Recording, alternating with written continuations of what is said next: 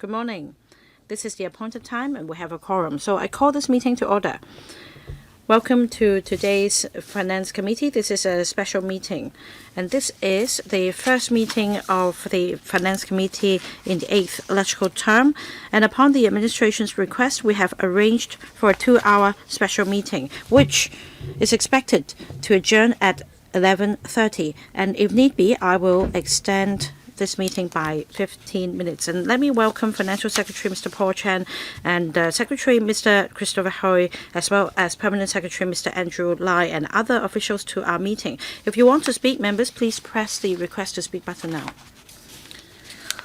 Now, I'll give the floor to the FS. Thank you. Chairman, members, good morning. Thank you for giving us the opportunity to be here and report to members the economic situation in Hong Kong as well as the outlook in 2026. More importantly, we would like to take this opportunity to tap your wisdom on the upcoming budget to be announced at the end of February. Now, first about the economic situation in Hong Kong. We managed to achieve a 3.2% growth against geopolitical tensions last year. Now, there are three major drivers, and let me go through them one by one. We fared quite well in terms of export. Export of goods increased by about 10%. As for export of services, namely tourism services and financial services, for the former, we recorded close to 50 million visitors last year, an apparent increase comparing to the figure last year. The growth of visitors mostly can be attributed to visitors from places other than the mainland, such as Southeast Asia, Middle East, and also Western countries. Export of services. Now, the other prong is the financial market, and we recorded growth in terms of the stock market, IPO, and transaction volumes, respectively. The other driver is consumption. We recorded moderate growth in private consumption. In recent months, things have further improved, although this driver remains the weakest among the three. Now, on investment, we recorded a 2.5% growth. The inflation rate last year was about 1.2%, and that's relatively low. The unemployment rate at one point reached 3.9%, and it came down from the peak to about 3.8%. Now, there are three major areas prone to unemployment: construction, food and beverages, as well as retail. When I talk about the asset market later, I will elaborate on it. For the property market, things have remained stable, and we see a rise in terms of private developer projects, and that I'd say that the situation has eased for the construction industry. As for retail, this year private consumption remained weak because of strong Hong Kong dollars as well as northbound consumption. After the pandemic, be it visitors or locals, there has been a change in their consumption pattern that put pressure on the F&B sector and the retail sector. But in recent months, we recorded positive growth, especially between August and September. In fact, after around September, we recorded a monthly growth of about 6 to 7%. On catering, the pace of recovery was rather slow, but we managed to have moderate growth in July and August. As for property market, from January to November, property prices increased by 2.8%. Rental also increased by around 4.3%. As for commercial properties, there was a drop of 4.2%. For office space, there was a demand-supply imbalance at one point. But since the fourth quarter of 2024, we relaxed the rules in relation to the use of office space. For example, we allowed conversion of office properties into youth hostels. So we've recorded growth. As for the stock market, last year it registered a growth of 28% and also 13% the year before. As for transaction volume, last year the daily average turnover reached $250 billion, up by about 90%. So that's about the asset markets. In fact, we've received some positive news in relation to office buildings. Some multinational financial corporations, especially asset management companies, have begun to rent offices in Hong Kong. We also have some companies relating to the to crypto assets renting offices in Causeway Bay and Wan Chai. Now, in relation to trawling for talents and attracting enterprises, with the efforts made by Oasis since 2022, we have attracted about 112 key enterprises to come to Hong Kong with a total investment of about $60 billion. And these companies also create quality jobs. In 2024, Invest Hong Kong attracted 539 enterprises to come to Hong Kong. In 2025, over 550 enterprises came and create jobs to a tune of about 10,000. As for talents attraction, as at the end of last year, we received 580,000 applications, 400,000 of which were approved, and 260,000 talents have arrived in Hong Kong. So that's about talents.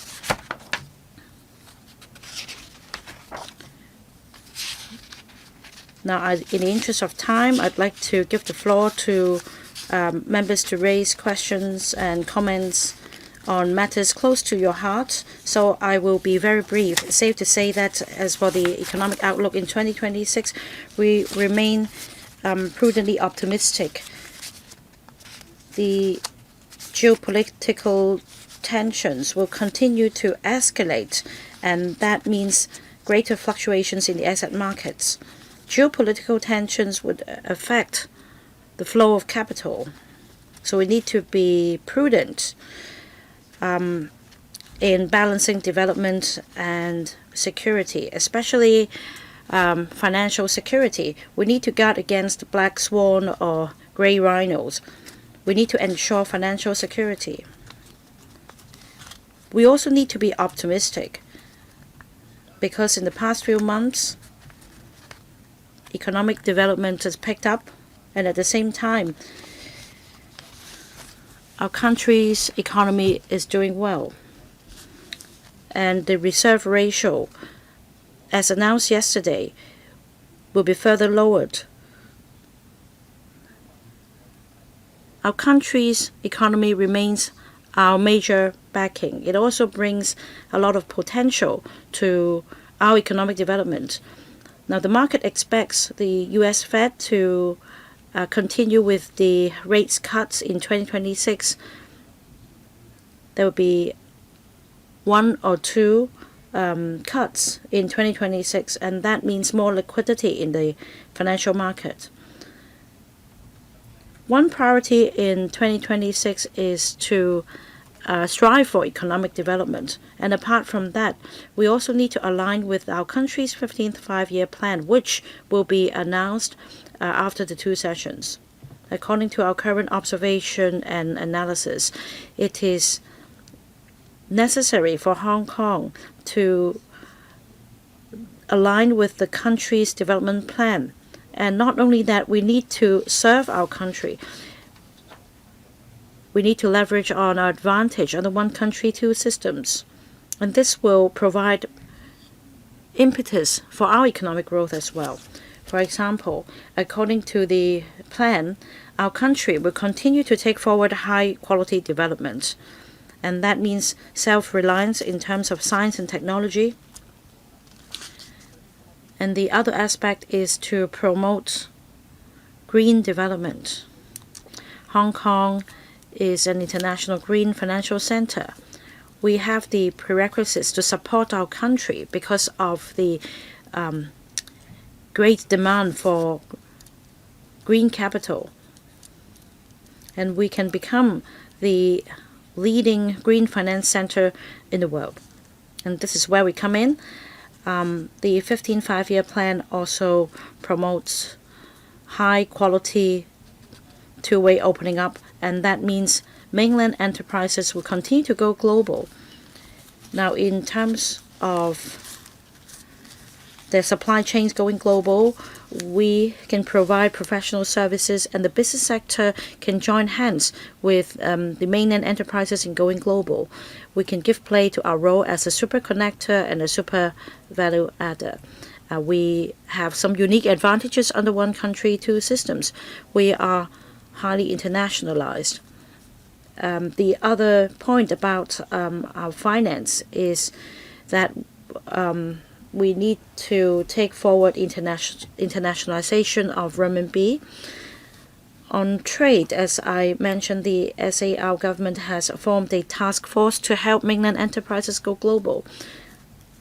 Now, the last topic I'd like to go through is the 3 major factors that would affect global economy in the future. Apart from geopolitical tension and green development, the last factor is technology, especially AI, and this will form the core of competition among economies. There will be some fierce competition around the world. So we're going to focus on the development of AI so that it becomes a core industry. The other point is to help our enterprises capitalize on AI so that they can upgrade and transform. And that means we need to focus on 6 areas. In terms of AI, we need to enhance computing power and algorithm, use cases, talent capital. Now, when it comes to use cases, we're going to join hands with our brother cities such as Shenzhen in the Greater Bay Area. There will be more interactions so that we can complement each other and join hands in development. In other words, we enjoy the advantages the international financial center. And we also have apparent strength in basic research. And if we join hands with Shenzhen, which has comprehensive industrial chains, then we will be able to compete with other Bay Areas, say the San Francisco and New York Bay Area, so as to contribute to our country. I'll stop here and I'll be happy to take views from members. Thank you, FS. The floor is now open. In order to allow more members to speak, I will impose a time limit. Each member will have 4 minutes to speak, a question and answer included. I'll read out the names of the first 20 members to speak, starting with Holden Chow, Tang Fei, Chris Ip, Chow Soo Chong, Lam Chen Sing, Perry Yu, Michael Lee, Robert Lee, Chan Pui Leung, Chan Siu Hong, Peter Shiu, Ray Wong, Sunny Tan, Nixie Lam, Adrian Ho, Rock Chan, Stephen Ho, Johnny Ng, Nick Chan, ending with Kenneth Fogg, the 20th. We'll start with Mr. Holden Chow. Thank you, Chairman. I'm glad to hear from the Financial Secretary that he is cautiously optimistic about the 2026 economic outlook. I also heard from you earlier that you expect our fiscal position to improve in the coming year. We hope to get out of the fiscal deficit situation as soon as possible. The DAB has a thought. As we all know, starting from the 1st of January this year, the public hospital fees have increased, and this has posed a burden for a lot of citizens because many people need to use the services in the public hospitals. If our fiscal position is going to improve, I think we need to use our resources effectively. Can we further adjust the public hospital service fees to lower people's burden? Our thought is that currently, elderly people with living allowance aged 75 years or above can be exempted from the public hospital service fee surge. Can the age limit be lowered to 65? This can really alleviate the financial burden for elderly people. If our financial position is going to improve, then we have the prerequisites to lower the burden for elderly people, especially because the application procedure for getting the fee waiver is quite complicated for elderly people. Why don't we limit or lower the age limit for elderly people to get the fee waiver? This can really ease their burden.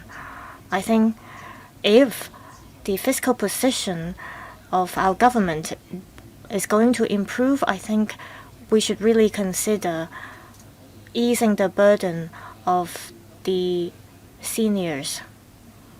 FS. Thank you, Mr. Holden Chow. We believe that our operating account will record a surplus. We have the operating account as well as the consolidated account. We are going to take into consideration our expenditure as well as revenue every month. We use our revenue to make sure that we have enough saving and we make investment. Every month we have expenditure. We have capital expenditure on developing the Northern Metropolis as well as for developing infrastructure. All these requires expenditure. Where does the money come from? It comes from our land sale revenue as well as the premiums. As we all know, the property market has stabilized. If you look at our land sale revenue for year 2025 and 26 compared to the past, the revenue we got from land sale is still on the low side. It takes time for the revenue to go up. So in the coming 2 to 3 years, it is expected that the land sale revenue will not be enough to support the development of infrastructure. In the past, we spent $90 billion on infrastructure, but it is going to go up to $120 billion. Therefore, we have to issue bonds and we have to leverage the market capital to develop infrastructure.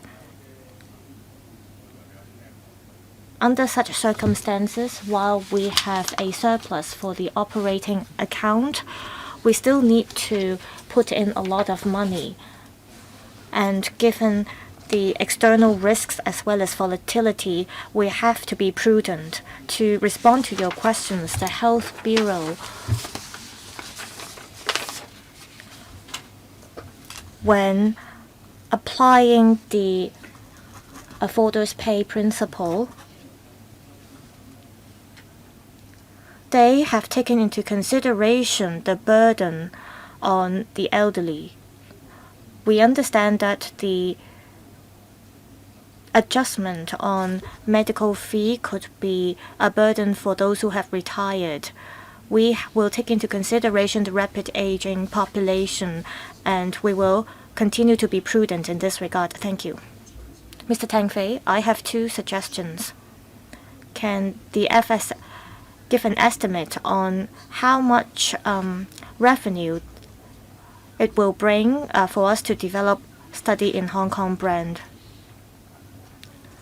There are currently a lot of limitations for primary and secondary schools to admit non-local students. People may have the impression that developing the study in Hong Kong brand has nothing to do with the locals.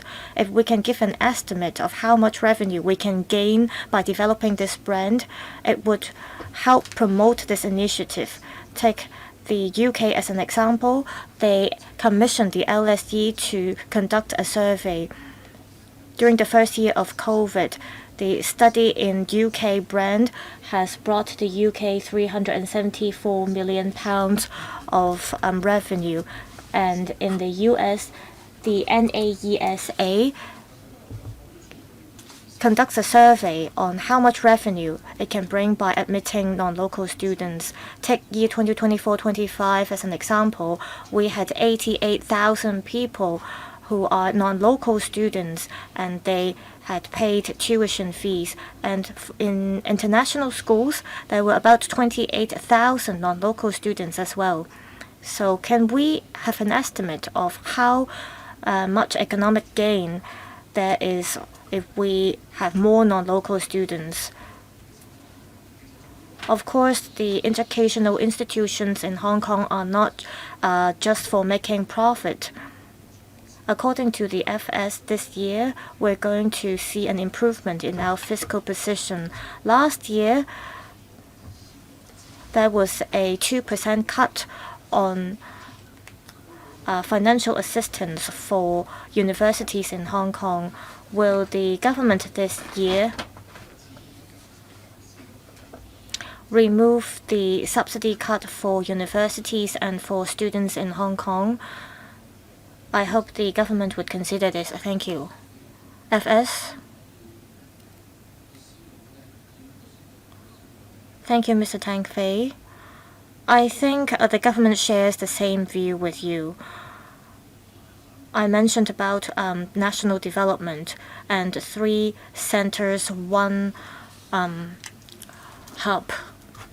Given the current geopolitical situation, well, there are many Chinese scientists and engineers who perform excellently overseas, and they have been facing pressure abroad, and we welcome them to return to the mainland and Hong Kong. We want them to make good use of the platform in Hong Kong. This is because they can have access to the data from the mainland. They also have access to the data from the international community. So our universities have been doing their best to retain talents. Retaining talent is not just to boost our economy. I understand your point about developing the study in Hong Kong brand. We strive to attract non-local students to come study in Hong Kong. However, at the same time, I want to tell local parents that we will make sure that local students will have a chance to continue their studies in the tertiary institutions in Hong Kong. So by admitting non-local students, local students will not be affected in terms of their chance to pursue studies in Hong Kong. Also, for talents who come to Hong Kong, we want them to stay here. For example, we want to develop INT. Of course, we will cultivate our own talent, but for other areas, it's hard for us to groom talents within a short period of time. So incoming talents can really help with our development. Mr. Chris Yip, thank you.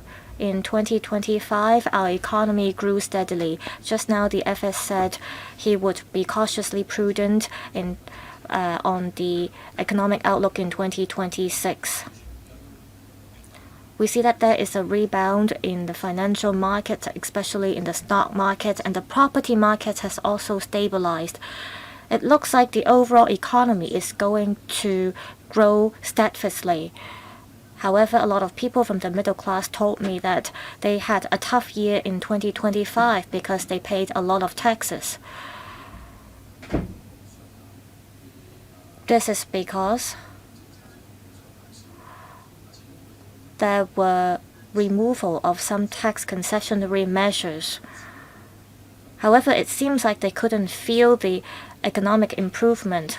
For those who have children, they did not see a pay rise, but their expenditure kept rising.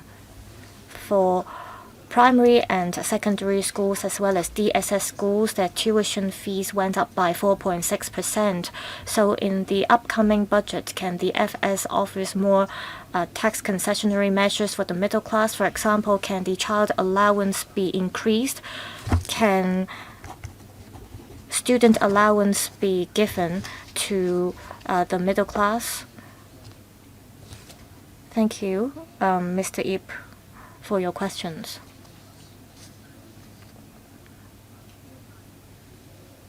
We understand the pressure faced by the middle class. Indeed, during our consultation,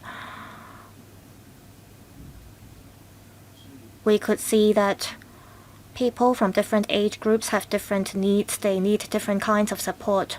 For example, according to our consultation, young people have their needs too. So we have to take into consideration different factors when we decide on how we allocate the resources. We have to strike a balance.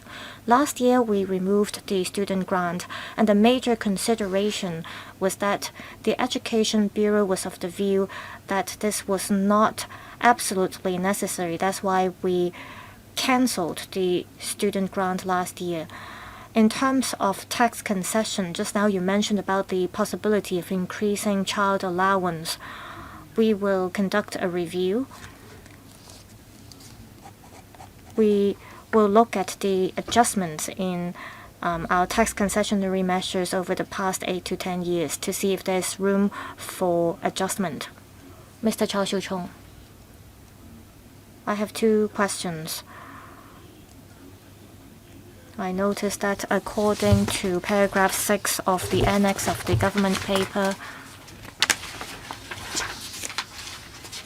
for low-income households, those who are economically active, there are 98,000 of them.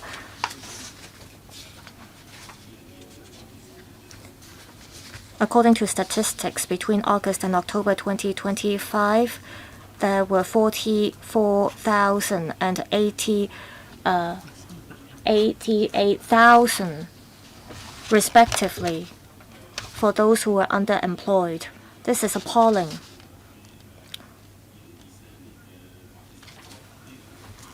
Between August and October 2024, the figures were 35,000 and 5,200, which represents a growth of 25% and 60% respectively.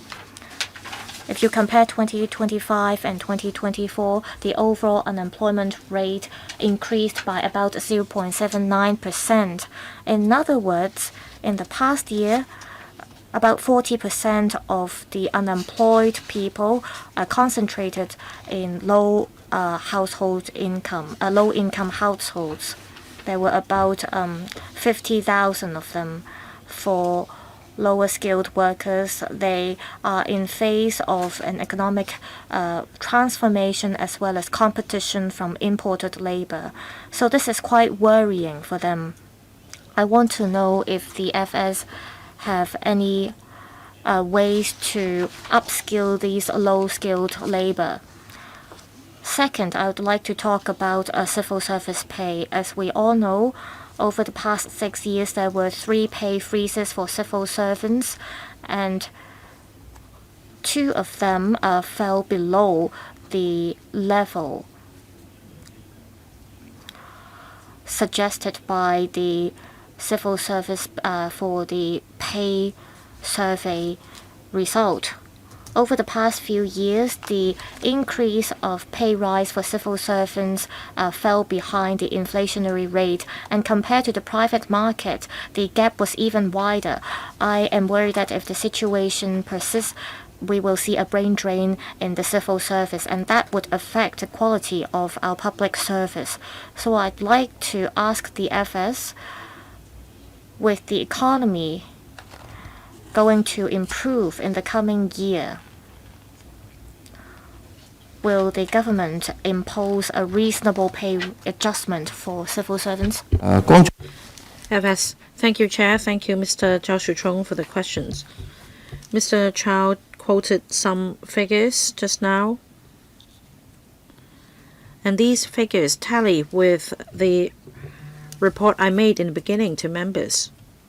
Indeed, we recorded GDP growth, but we're still in a period of economic transformation, especially for some sectors. In the past year, some sectors like finance, trade, I&T performed quite well, but for some other sectors such as retail, catering, with low-skilled jobs, they face the challenge of economic transformation. But I'm sure that things will continue to improve with general improvement in the economy. And Mr. Chow also mentioned imported labor. Our colleagues at the Labor and Welfare Bureau are closely monitoring the situation and assessing the situation. Now, there is also a need for some of the in-service workers to upgrade their skills and receive free training. The ERB will provide some upskilling courses for different groups with different educational background and skill sets. There will also be subsidies, and it is hoped that these workers will benefit from the training courses. As for civil service pay adjustment, as we all know, there is an established mechanism. This mechanism takes into account development in the private sector, the pay trend survey, the government's fiscal position and economic situation, as well as the economic outlook. Now, as I understand, what Mr. Chow was trying to say is that civil service pay adjustment affects not only civil servants but also non-government organizations, subvented organizations, as well as the private sector. Many private companies would have regard to the civil service pay adjustments in considering any pay hike. So I do agree that it has far-reaching implications, and we need to be careful and complete the survey first. Mr. Lam Chun Sing. Thank you, Chair. FS, I understand that you have made a lot of efforts to improve the government's fiscal position, and I appreciate that. I'd like to talk about policies to encourage childbirth.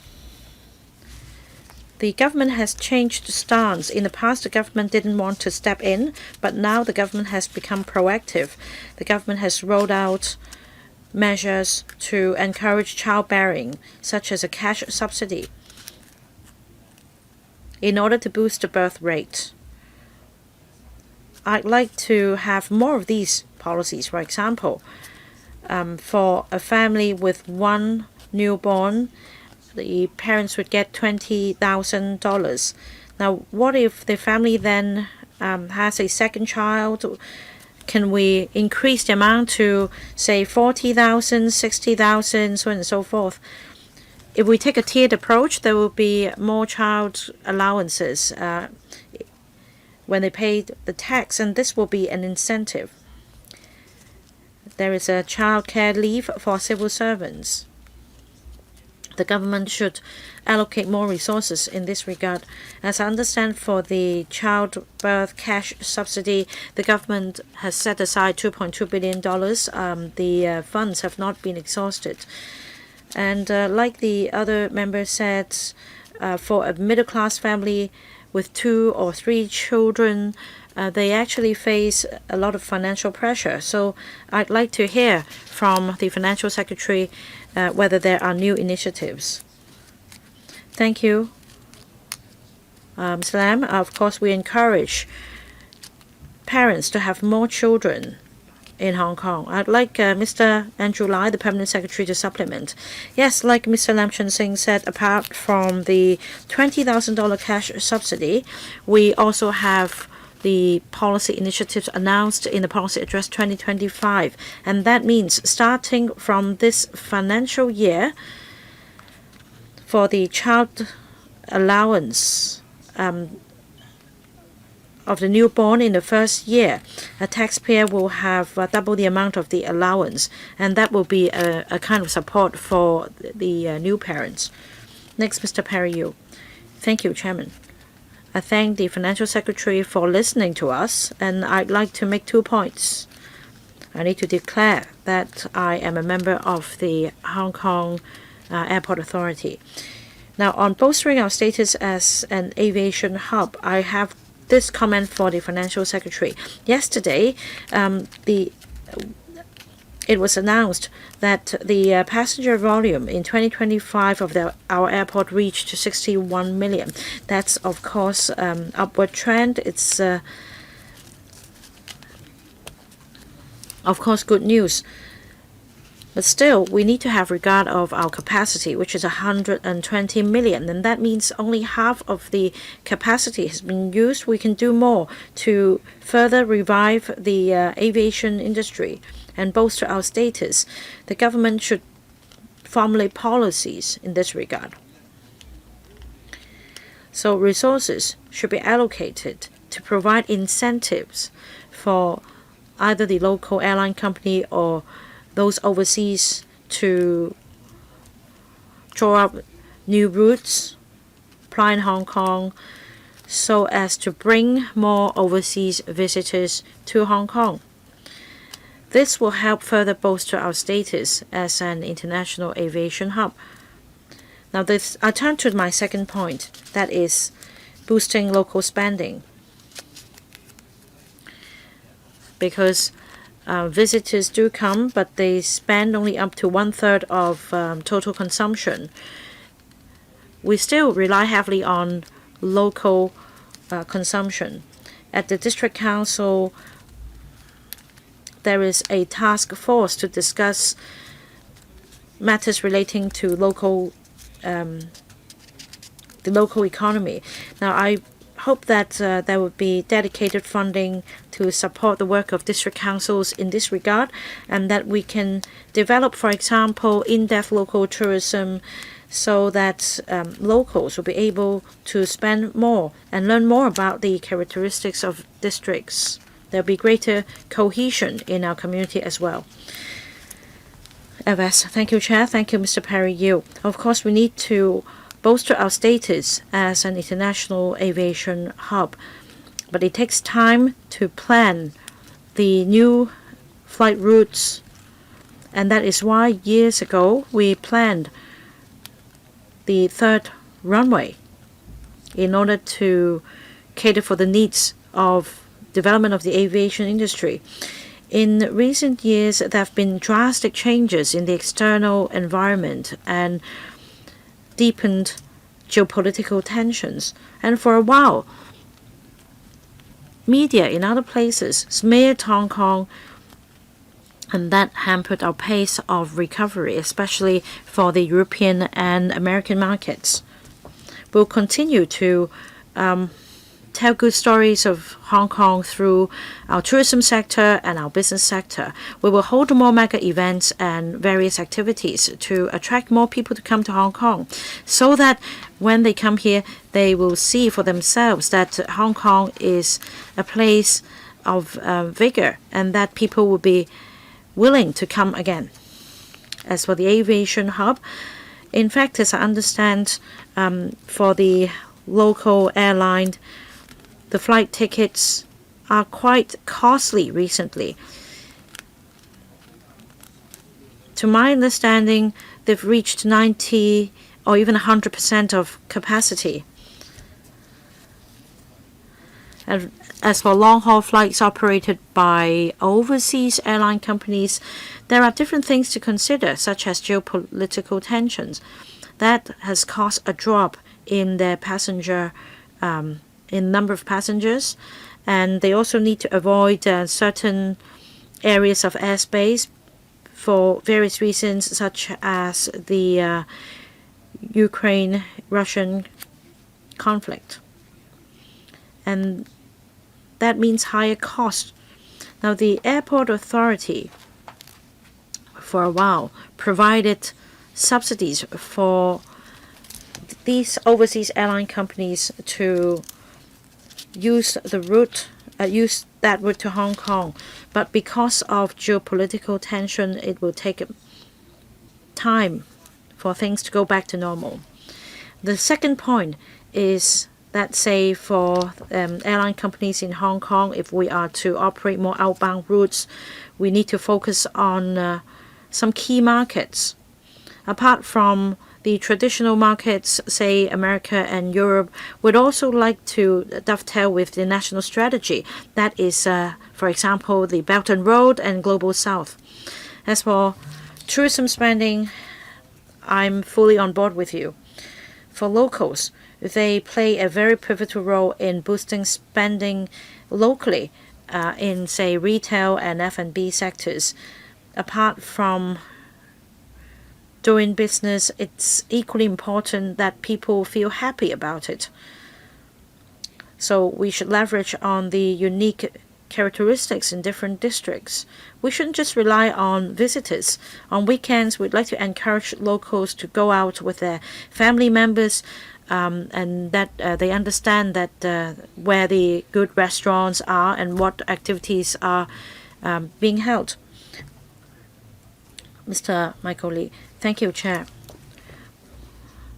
Well, the economy has picked up. I think that this is felt by everyone in Hong Kong, especially as reflected in the recently vibrant stock market. As for SMEs and micro enterprises, we also benefit from government policies such as the mega events economy and also day and night vibes, as well as the Farm Fest recently held. This Farm Fest was very popular. And perhaps we can hold more bargain sale or fairs by joining hands with the retail sector representative like Mr. Peter Shiu. We can sell dried seafood, electric appliances, or other home appliances that can showcase the characteristics of Hong Kong. At the moment, the streets are quiet at night. Financial Secretary, will you come up with ways to encourage people to go out more and stay out late? For example, by providing concessionary movie tickets at night and encourage more operators to open late, till late. There can also be some pop-up events in shopping malls, some crossover events. My next point is about the Greater Bay Area. It is necessary for us to integrate into the Greater Bay Area market. So in terms of promoting the flow of talent, talent, capital, goods, and information, Secretary, how will you enhance collaboration with the Greater Bay Area so as to promote the flow of people as well as capital between Hong Kong and the Greater Bay Area with 18 million population? FS. Thank you, Chair. Thank you, Mr. Michael Lee. Now you talked about the bazaars, fairs, and other events. Some of these events are very popular, such as the Wine and Dine Festival, as well as other events at the Waterfront Promenade. We've tried to hold activities in various forms in different districts, incorporating the elements of the particular districts. For example, if you go to Sham Shui Po, you will see that there are unique characteristics. So we need to showcase them in order to attract visitors and help boost local business. We do need your help. We also need the help of district councils. Tell us what you think so that we can better meet the needs of the districts and the general public. If you have specific proposals, tell us and we'll actively consider them. In general, I do agree that we should try to hold activities in as many districts as possible. As for late night activities, how should we encourage people to stay out late and take a stroll after dinner or have a drink afterwards? We do need the support of the business sector and the community. Say, for the Greater Bay Area, the singer Zhao Shen recently held a concert in Kai Tak, as you may have noticed. I also noticed that for some other recent events, people ask if the audience came from Hong Kong or from other Greater Bay Area cities, and I'd say that it's a half-half situation. So be it Kai Tak or West Kowloon Cultural District, we don't limit our audience to locals only. That's not what we have in mind, because if we do that, there will not be sufficient audience to support the facilities and the box income. And we won't be competitive in inviting performers to come. And that is why we need to combine our strength with the Greater Bay Area to make our events more attractive so that we can attract more people to watch the shows and more performers to perform the shows here. And in fact, recently, I understand for some concerts, they had some collaborations with nearby hotels, shops, and restaurants. Packages were offered to keep concert goers here for a night or two. Next, Mr. Robert Lee. Thank you, Chairman. I thank the FS for offering his outlook on our economy. I have 3 suggestions. First, the FS is chairing a working group on developing physical commodity market in Hong Kong. How can we attach more importance to the derivatives products in Hong Kong?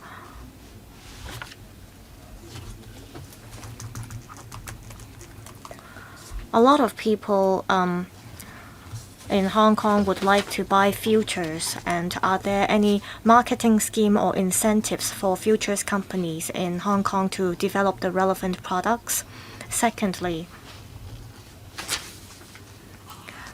the IPO market as well as the Hang Seng Index are performing quite well. However, the SMEs are having a hard time. It's hard for them to upgrade and transform themselves within a short period of time. Will the government set up funds to offer support to SMEs so to lower their compliance cost as well as cost on developing IT technologies? There were similar funds in the past, but they were spent elsewhere, not on SMEs. Also, will the government put in place a mechanism to review the stock stamp duty? We could look at over-the-counter products or ETFs and other trust funds as we review the stock stamp duty mechanism to enhance our competitiveness. FS, thank you, Mr. Robert Lee. On physical commodity, I will ask Mr. Christopher Ho to elaborate. Thank you, Mr. Robert Lee. for offering some very good comments on how we can develop the commodity market in Hong Kong. We're currently adopting a multi-pronged approach. Physical commodity is a huge topic. We start from warehousing and storage. For precious metal, for example, in the policy address, it is mentioned that our target is we want to develop a storage that can hold 2,000 tons of precious metal. This is an undertaking from us, and this is also a target that we want to achieve. Another kind of important commodity apart from precious metal is colored metal. Early this year, the London Metal Exchange recognized Hong Kong as a futures exchange, and within a year, already 14 warehouses have been developed in Hong Kong, and over 17,000 tons of colored metals or non-ferrous metal are stored in the warehouses. And apart from metal, we also want to develop our gold trading market. We will also look at ETF and futures. So we will take all these into consideration as we strive to develop the precious metal market. We will also review our role as an offshore RMB market.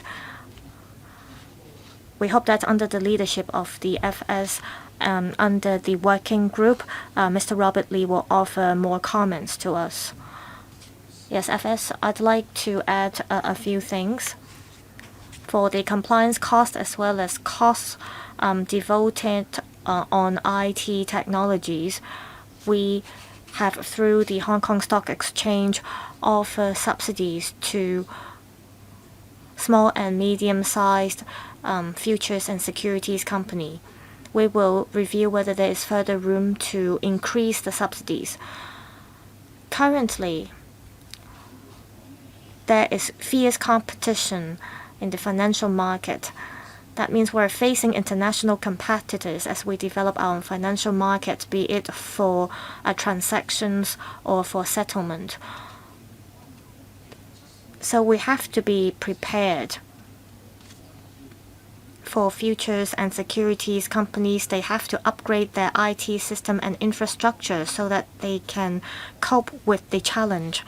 We will offer support, and in fact, we have been offering support in the past. Futures and securities firms, they will have to embrace such changes.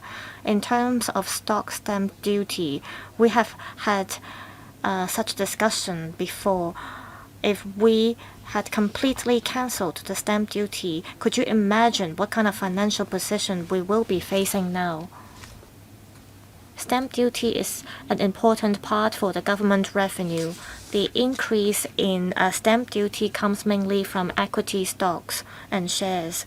The stamp duty revenue from the property market have greatly reduced. This is because the property market hasn't rebounded yet, so we have to take into consideration public finances. Second, when we think of any changes for our financial policies, we consider the following. That is our competitiveness. In other words, when I decide whether to roll out a certain policy, I will not only look at the situation in Hong Kong, I will also review what competitors Hong Kong is facing. Will I lose to my competitors if I roll out certain concessionary measures? Will our businesses suffer losses if I roll out these measures? I'll have to make sure this won't happen before I make certain decisions. Also, it's crucial that we maintain our competitiveness. As you have all mentioned, we need resources for elderly care and health care. And where do these resources come from? From this perspective, the stock stamp duty revenue is important.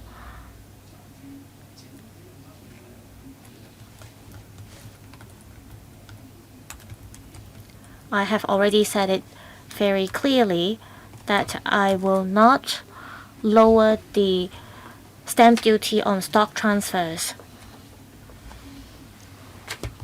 According to our previous studies, we think that it is appropriate for us to maintain the stamp duty to maintain our competitiveness.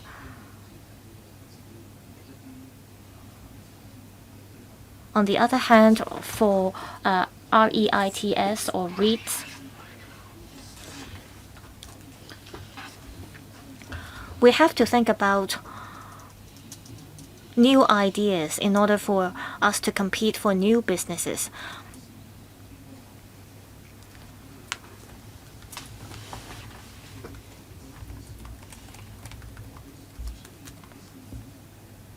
We have to, however, take into consideration other factors. We have to hold the bottom line for ordinary citizens.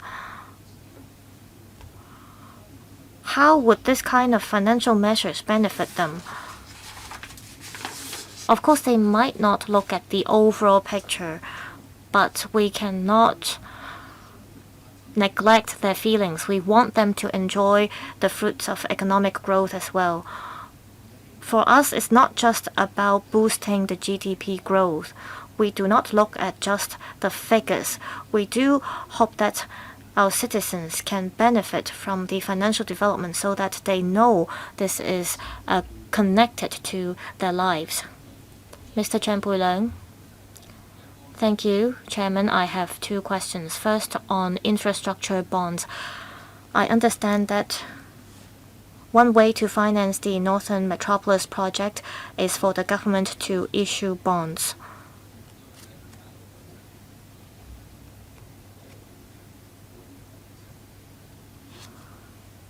The current tenure for bonds issued by the government is usually 7 years, but this is not a very long period. For the insurance sector, for example, they adopt a similar method to ensure they have sustainable finances. For the tenure of the bonds issued by the government, can it be increased to 10 years or longer so that more insurers can make investments into bonds issuance? Every year, we have about 150 to 190 billion dollars of bonds issued, and for insurers, they have a huge demand. So, will you issue bonds for gold, for example, to benefit insurers? Secondly, on talent cultivation, there was a pilot scheme on training up practitioners in the insurance sector, which is a great scheme.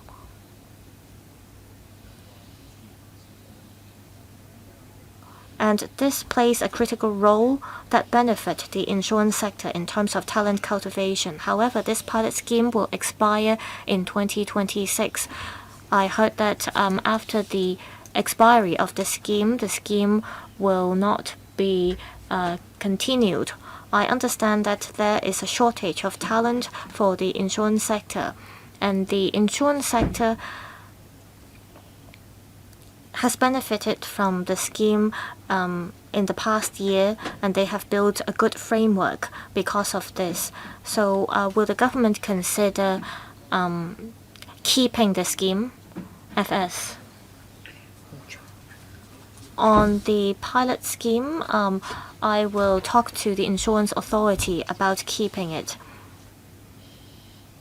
Second, about bond issuance, I adhere to 3 principles. First, I take into consideration the costs for issuing bonds. Second,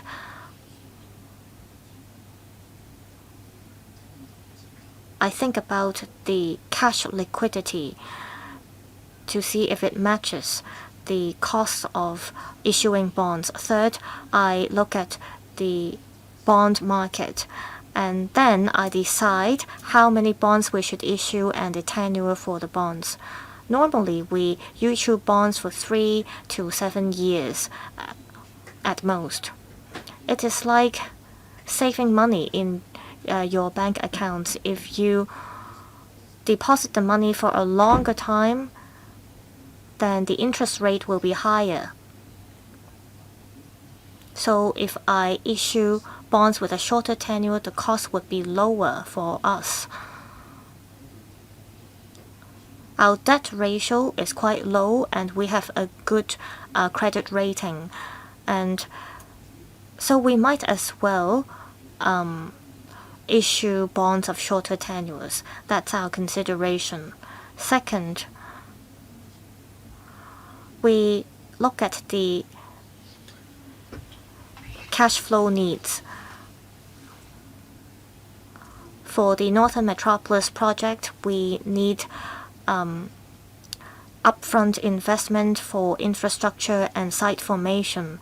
We also need to roll out concessionary measures to bring in businesses in both upstream, midstream, and downstream sectors. We have to ensure there is tax revenue from these companies. So in the initial phase, we will keep pouring money into the project, and in the longer run, we will gain profit. So that's why we're issuing bonds to finance the Northern Metropolis project. The third point is that we need to consider market development. That is, development of the bond market and the development as an international financial center. We can't just rely on the stock market. If you take a look at advanced economies elsewhere, they have a diversity of markets, such as bond and currency markets of much bigger scale than the stock market. These are all important financing channels for a lot of enterprises, and that is why we earlier drew a roadmap on market development. Say that the development of the bond market, apart from the insurance sector, we also need to consider other sectors such as banks, and they may wish to allocate their assets to some specific areas in the long term, and government bonds would be their top choice. And that is why when we issue bonds of different tenors. And as you know, the yield curve is not only a reference for the government bonds, but for other major corporations such as insurers as well. So, Mr. Chan Pui-leung, thank you for raising this point. We do consider multiple factors for our future bond issuance size and tenors. We will have regard to the needs of the market. Mr. Chan Sil-hong. Thank you, Chairman. Chairman, as I heard from the Financial Secretary in his opening remarks, for the estimates and medium forecasts in 2025-26, we could expect the operating account to achieve surplus in 2026-27. Of course, this is subject to a lot of external factors and uncertainties. Now, we are also concerned about expenditure as well. For the medium range forecast, if we take a look at page 17 of the PowerPoint, from 25-26 all the way to 29 and 30, the operating expenditure will go up by about 2% on average per year, up to $15 billion. How should we consider this figure? The government has rolled out measures and initiatives to enhance efficiency. There are also initiatives relating to manpower savings. And with an increase in operating expenditure by about 2% per year, would the Financial Secretary explain how we can, or what result would be achieved, just to reassure the public, because some of these initiatives may not bear fruit in just 1 or 2 years. My second point is about capital expenditure, or rather public works spending. Now, for the Northern Metropolis, upon completion, it will bring enormous economic and social benefits. And as the Financial Secretary mentioned, in the coming 5 years, the capital expenditure will also increase from $90 billion to $120 billion. However, I don't see the specific details in the paper.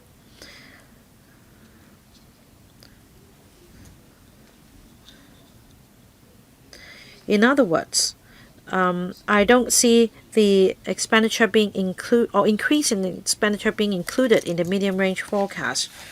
Can you explain to us?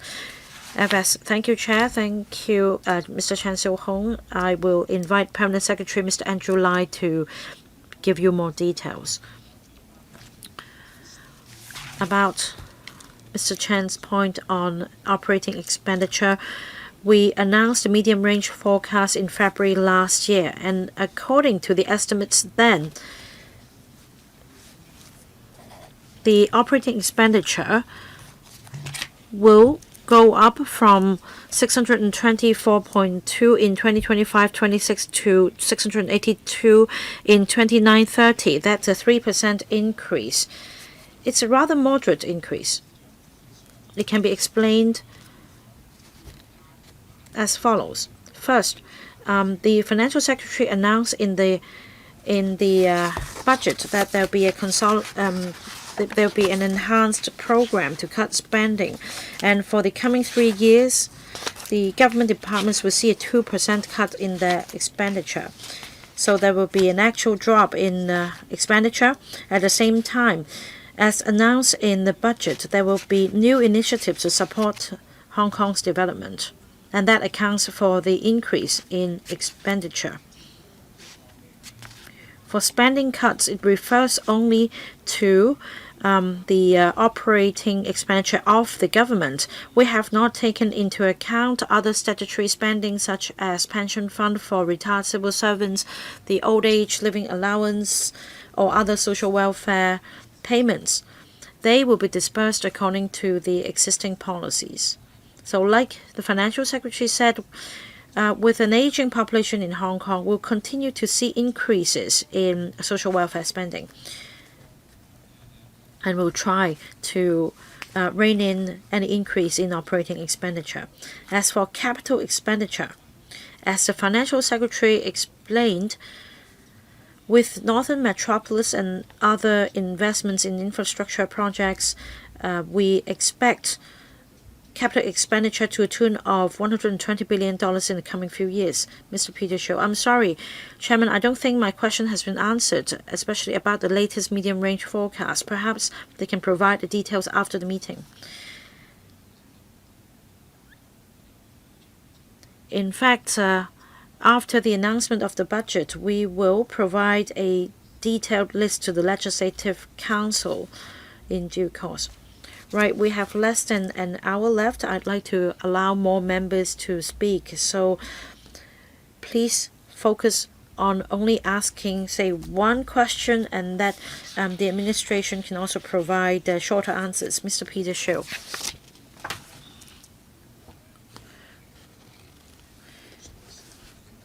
If the financial market is buoyant, everyone in Hong Kong will benefit from it.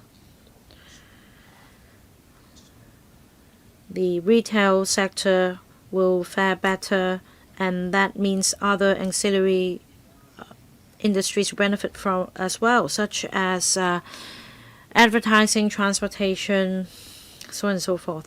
So it's important that we keep our status as an international financial center, and we're having more and more inbound tourists. We should all chip in telling good stories of Hong Kong. But on weekends, many friends of mine would like to go up north.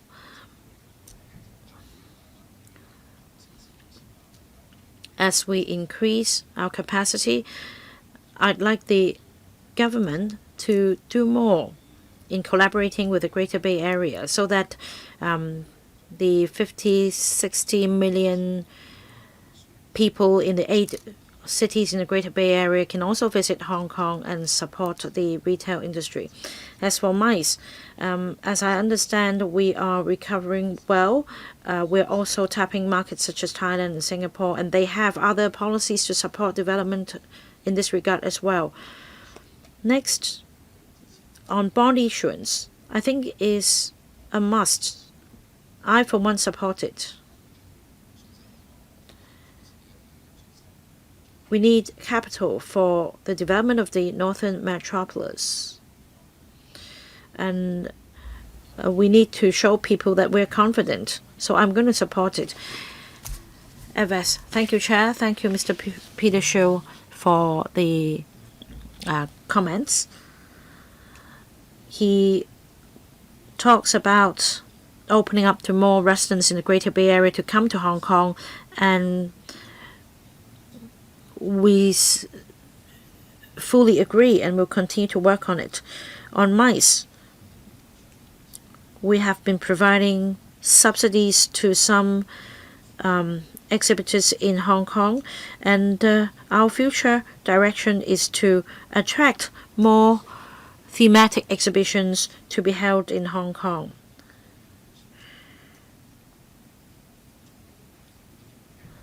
Since the participants of MICE are usually high-spending overnight visitors, and they would definitely help boost our economy. Mr. Ray Wong. Well, thank you. I have two questions, but I'll try to finish them in 2 minutes. Most SMEs benefit from this fund. It's a 1 to 3 matching fund. Now things have changed. We need to pay $100. In order to get $100, we'll need to pay $75 first, and this is really a deterrence for many SMEs to use Budget Fund. I hope the ratio can be changed, and you can drop KPIs and assess the performance of these projects. You can even use AI to check, and that we can gradually move the ratio from a 1 to 2. 1 to 2 to 1 to 1. Many SMEs rely on AI as well. It's our core competence, like the FS said. So you need to review the arrangement. My next point is about IP.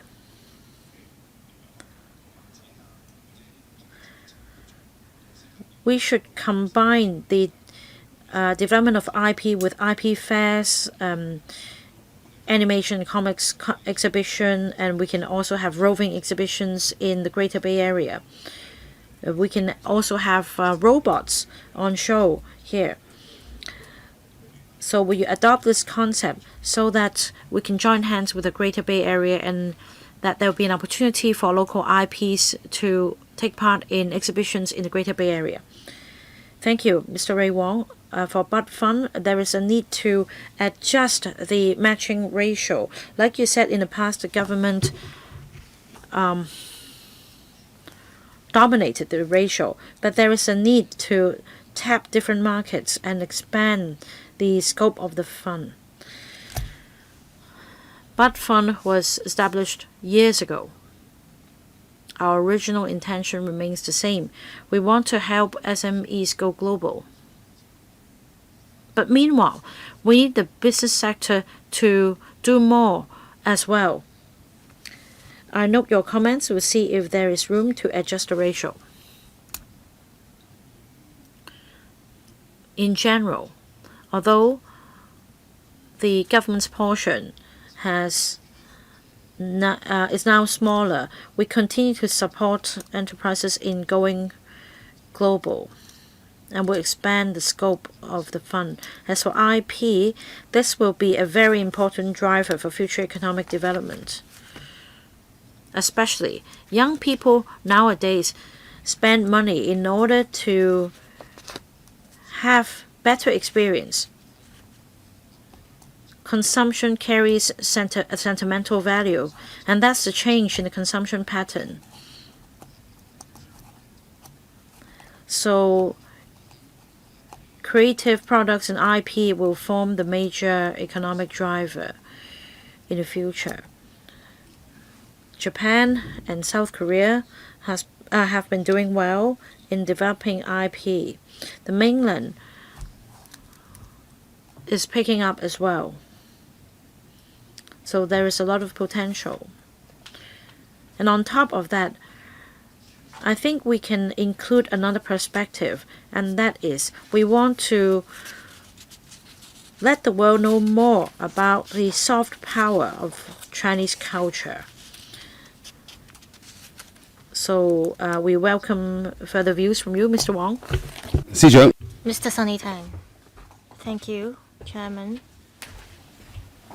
According to the recommendations for the 15th five-year plan, there is mention about traditional as well as emerging industries. There are 8 major traditional industries mentioned, including the textile industry.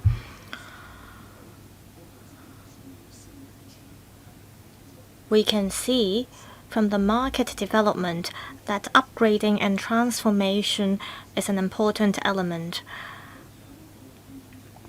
Just now there was a discussion about the Budget Fund. It is dispersing funds in the ratio of 3:1, but in the past it was 2:1.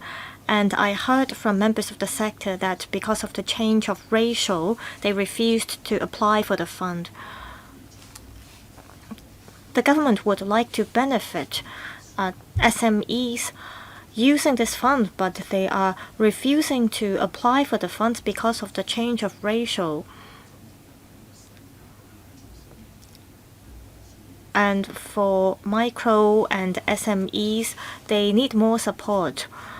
So we can disperse different amount of fund based on the needs of different companies.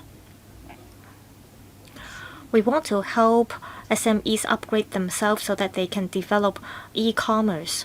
And I do think that we need one-on-one support for these businesses. Now, turning to the development of AI, it is a part of the upgrading and transformation for businesses. Will there be matching services or financial support for companies in Hong Kong in this regard? FS? Both Mr. Ray Wong and Mr. Sunny Tang mentioned about the Budget Fund. I have heard your views. On one hand, we have limited resources and we want to make good use of the resources. So our target is to allocate resources in a targeted manner.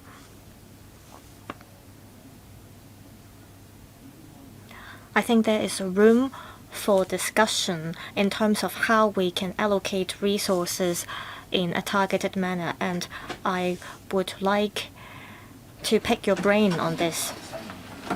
On the other hand, of course, there are companies of different scales, and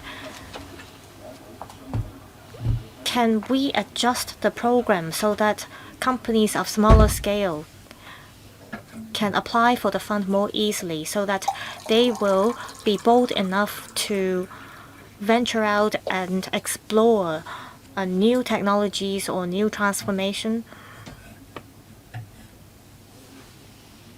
However, we're still at the initial phase of it, and we have to be bold to try out different proposals and solutions.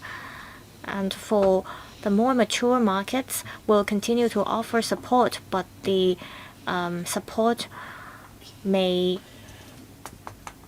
be reduced.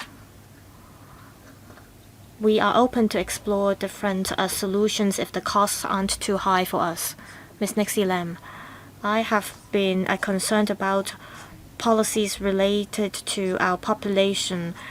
According to the latest figures, in 2025, we have about 31,000 newborns in Hong Kong, which represents a record low. Just now, some asked about a one-off cash handout of 20,000 or 40,000 for families with newborns. I think this kind of one-off relief measures aren't very helpful for families in Hong Kong. Of course, cash handouts are always welcomed by citizens, but we need long-term support such as childcare services. According to research, a lot of families in Hong Kong think that they cannot have children because they do not have parental support or relevant capability. In the mainland, there are services that offer support to citizens on educating their children. I think we need more services from the maternal and child centers. If we can offer this support, it would really help boost our birth rate. Of course, in the short run, handing out cash like $20,000 could be a quick fix, but in the long run, we do need policies to support our parents. As mentioned, for the middle class that are facing immense pressure, there are elderly members in their families and also children, and that all requires money. How can we tell people that bearing children is not a burden for them? FS. Well, thank you very much for the valuable comment. Indeed, it's not an easy task to educate our children. It is a lifelong career. We will always be worried about our children, even after they have grown up. Of course, we do want to support different families in Hong Kong, including young couples.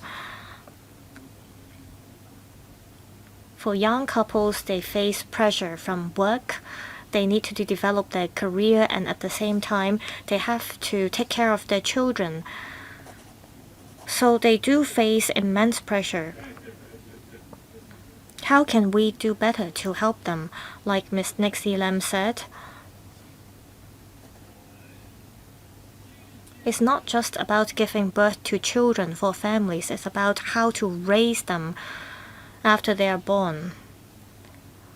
In terms of childcare services and other support, we will look into this to see how we can do better. Mr. Adrian Ho. Thank you. I have 3 questions for the FS. First, according to the government paper, in the third quarter last year, the GDP growth recorded 3.8%, which was very good, but the unemployment rate increased from 3.5% from Q2 to 3.9% in Q3, especially for low-skilled workers. Are you worried that on one hand we see economic growth, but on the other hand the economic growth is not benefiting the labor market? How can we ensure that on one hand we have economic growth and at the same time people from the grassroots can benefit from the growth? My second question, the strong side and weak side comfortability undertaking were triggered, and the deposits decreased from $164 billion to $57 billion for the bank. So are there any ways to tackle that to avoid an outflow of funds? Thirdly, are there any measures to be put in place to attract overseas businesses to come to Hong Kong? As I understand, the number we have attracted is still on the low side. FS. I thank Mr. Adrian Ho for the questions. We have recorded positive growth for our economy, but at the same time, our unemployment rate dropped from 3.9% to 3.8%, and the number stayed there afterwards.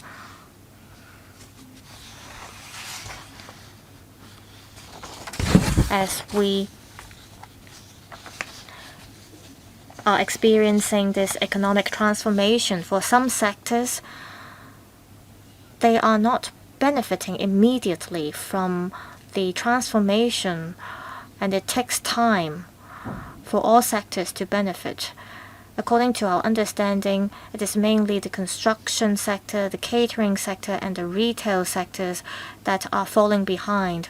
For the construction sector, as the property market becomes more buoyant, they will see an improvement.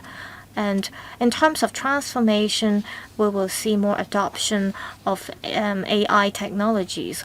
We will, through the employee training board, offer training for those who need to upskill themselves. So we're adopting a multi-pronged approach.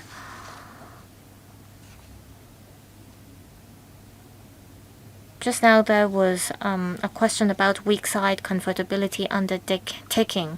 Hong Kong is an open and free market, so money goes in and out.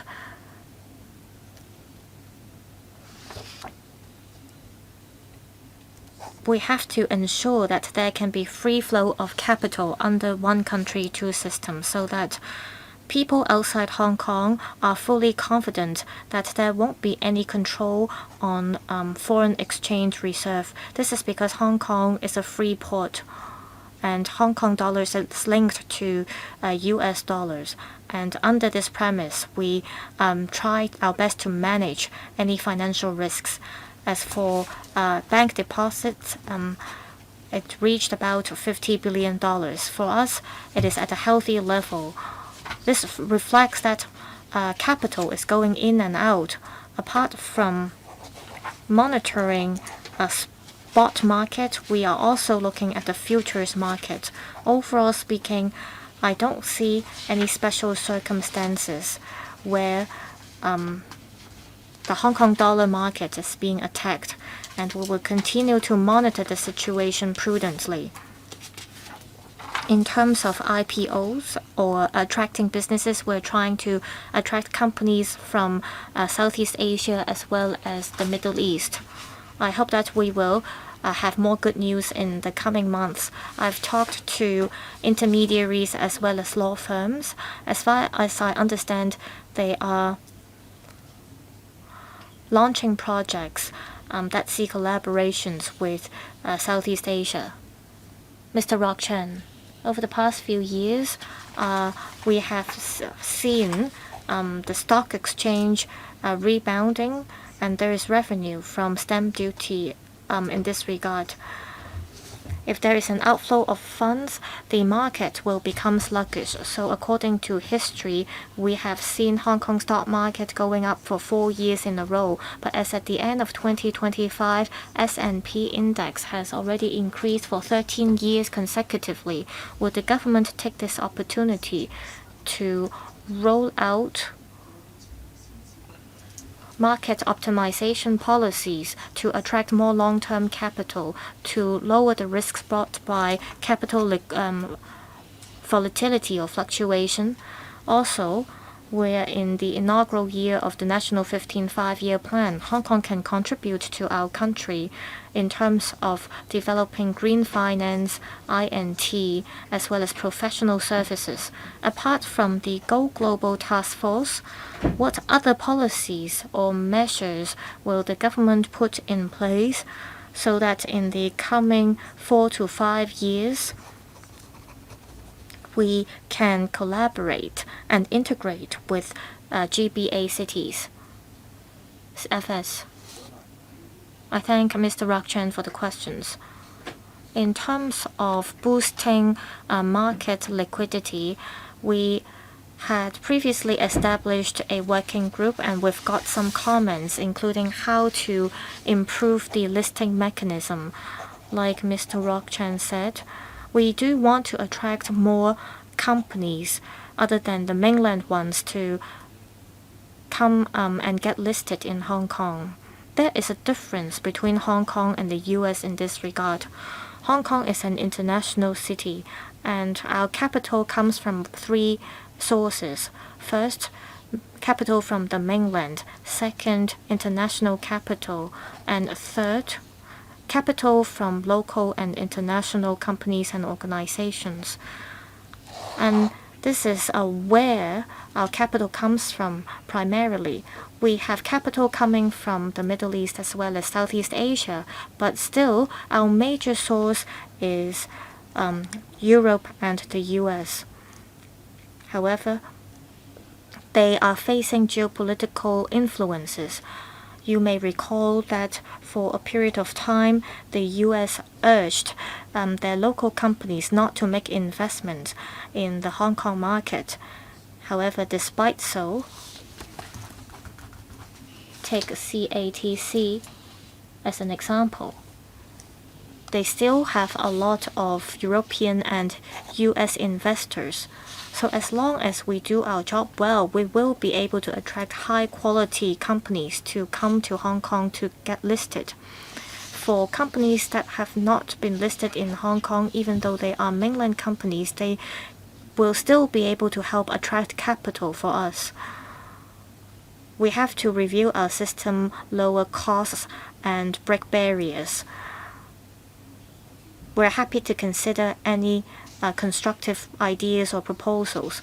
Now, apart from the Go Global Task Force, we have previously worked with Shenzhen and Guangdong to discuss how we can go global together. And we're not only working with the GBA with our advantages under one country, two systems. We value the markets in, for example, Jiangsu and Zhejiang. So we do want to work with different municipalities and provinces in the mainland. Mr. Stephen Ho, thank you, Chair. Thank you, FS and his team for coming to the Legislative Council. I have a question about marine economy, especially yacht economy. I thank the Central People's Government and our government in supporting us. In last year's policy address, there is a dedicated paragraph, but I think we're lagging behind. On land use in particular, we don't have the necessary supporting facilities.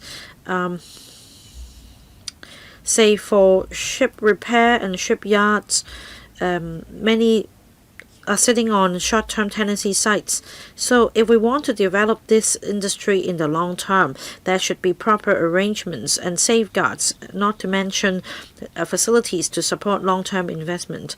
The second point is that we are service-oriented society, and this will be the way forward for us. For liquor duty, there was a cut last year, but I don't think that we're benefiting much from it.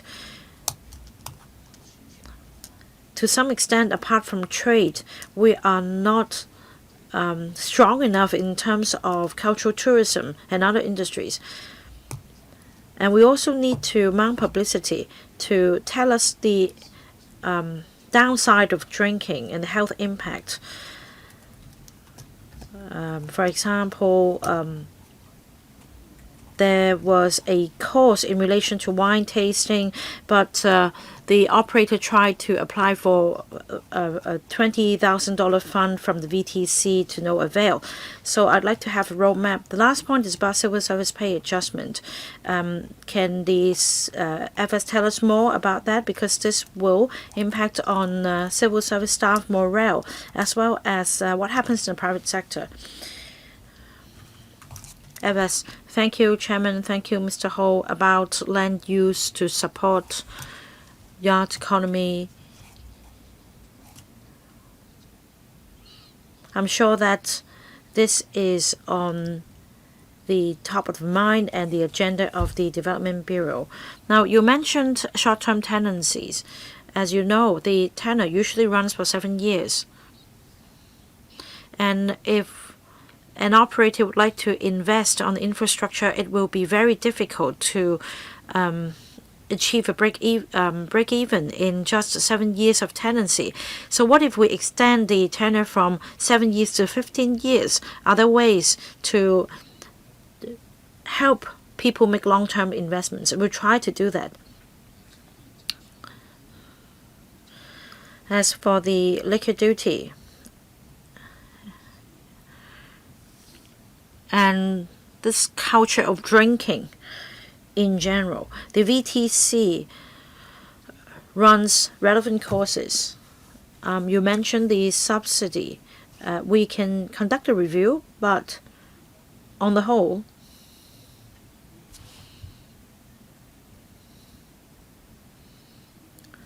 Our goal is to promote wine trading.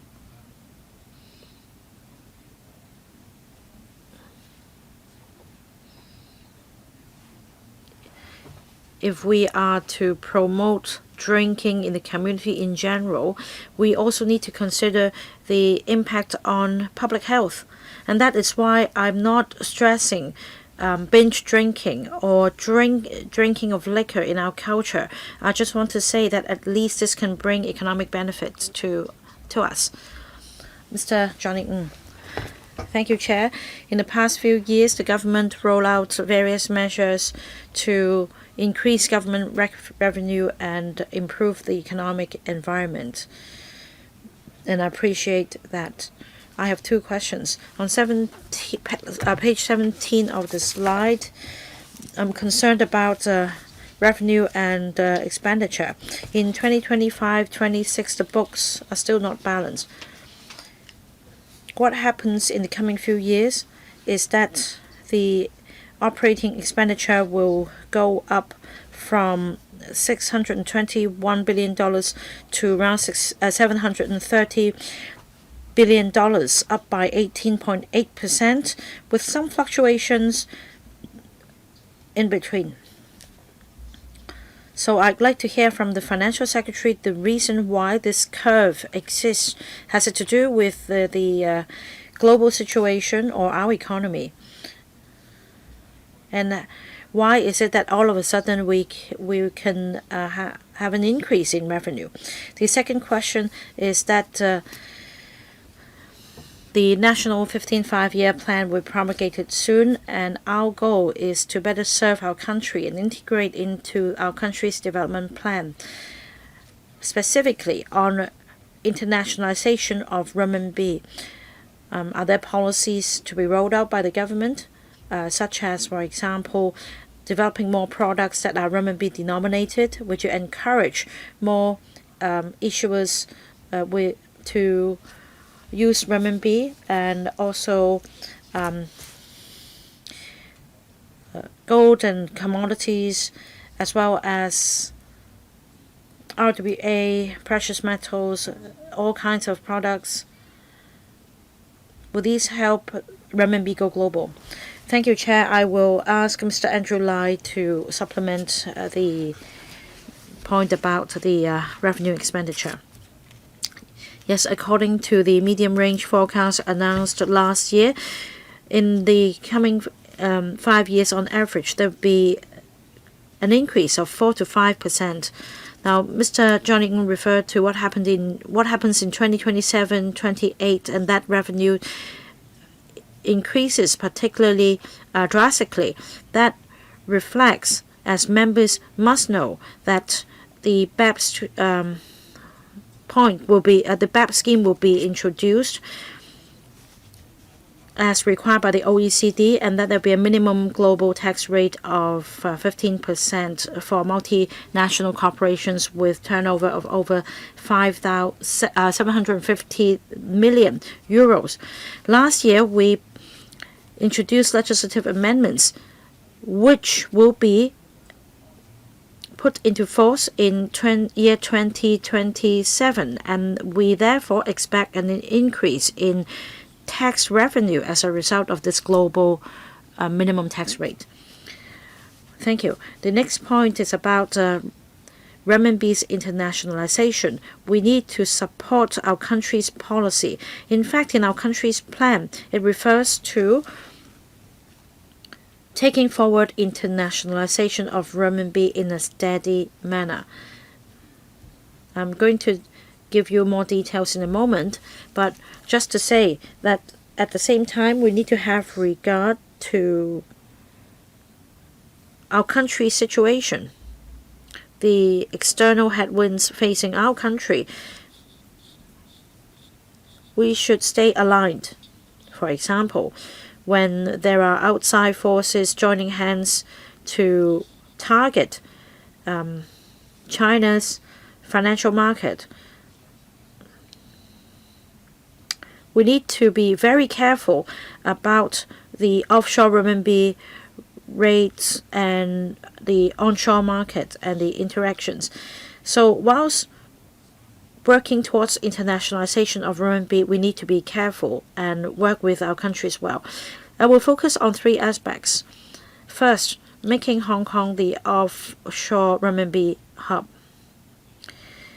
Say if you want to buy petrol, you can settle in renminbi. That means the Middle East will be getting hold of a lot of renminbi as well. So for the purpose of risk management, we need to develop a basket of renminbi denominated products for risk management and for investment. Second, the export to our country accounts for 15% globally, but despite this figure, settlement in renminbi around the world only accounts for 4%. There is great potential for renminbi to be used as the settlement currency. We need to improve infrastructure in this regard. The third point is about liquidity, and as I said, we will make steady progress. Mr. Nick Chen.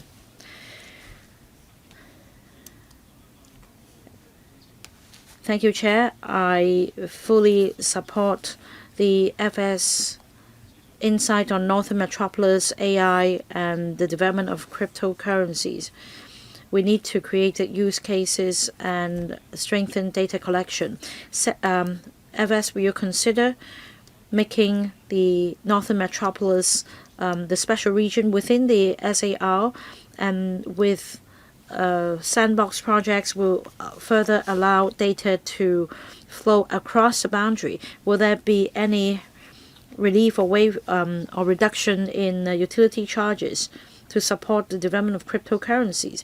The second point is to enhance our global competitiveness. That means we should ensure that the legal system works well, and will more resources be put in to help shorten the waiting time for court cases and make better use of AI? Thank you, Chair. Thank you, Mr. Nick Chan. Our Northern Metropolis will be more than happy to roll out policies to expedite its development. In fact, as pointed out by Ms. Benedict Lin recently, the Northern Metropolis development is undertaken based on this large-scale disposal approach. That means the SAR government used to complete all infrastructural development before inviting tenants. Now, with a top-notch enterprise, you can, if you have your own technology, if you're able to create jobs, then you can just take up this space and go ahead. And that planning can be done on a larger scale. It is important to attract talents as well. We'll be happy to keep things flexible in terms of granting land. The second point is about this special policy of allowing data to flow across the boundary. We need to be very careful, however. For example, in the loop, there is a consensus with the mainland counterpart to allow some of the elements to go across the boundary. And whilst achieving steady progress, we will further explore further opening up of this policy, such as biosamples. We need to be very careful when it comes to sensitive data like DNA. As for the law courts, as I said, we enjoy a unique advantage under one country, two systems. One important pivot is our legal system. We practice common law in Hong Kong. We have courts deciding on cases, and the Court of Final Appeal decisions have always been respected in other common law jurisdictions. Our cases are cited in the judgment of other common law jurisdictions as well. So we need to showcase to the world the advantage of our judicial system and our legal system. This is very important in our efforts in attracting investments and enterprises. We're happy to support your call. Mr. Kenneth Falk, thank you. I have 2 points to make. Just now, Mr. Chao Shu-chung mentioned about civil service pay rise.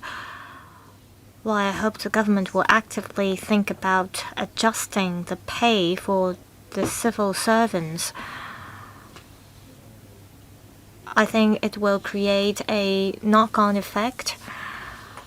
And I believe the assistants we hire, biological members, also follow the civil service pay trend. So we do hope to have an upward adjustment to the civil service pay. Now turning to culture, sports, and industry development.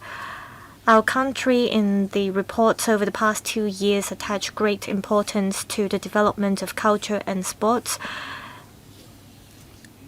Thanks to the SAR government, we have had many mega events, especially after the commissioning of the Kai Tak Sports Park. For visitor arrivals as well as visitor numbers, we are ranked the top among Asia. We've got very good feedback. How can we further leverage the infrastructure? In the past, there were one-off subsidies for those in the sectors, but we want to really develop the industry. We have to be an incubator or investor instead of one that only offers subsidies. There are many such examples in the international community. Governments are important stakeholders to ensure long-term development for culture and sports. I think we need to have an overarching policy to make sure that we can build the culture and sports industries. I'd like to hear from the FS about this. Secondly, about sports venues and recreational venues.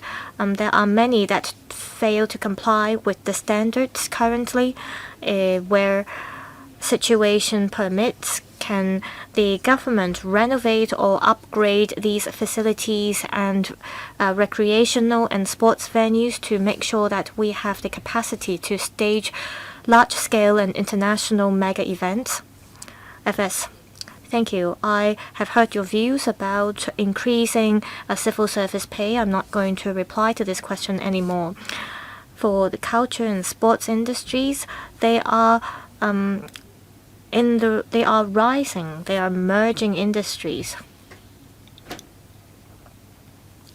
For sports, we want to promote sports for all. We also want to promote elite sports, and sports can help us become healthier and happier. So we're more than willing to promote the sports industry. As to how we can be the catalyst or the investor, the CSTB has been exploring this.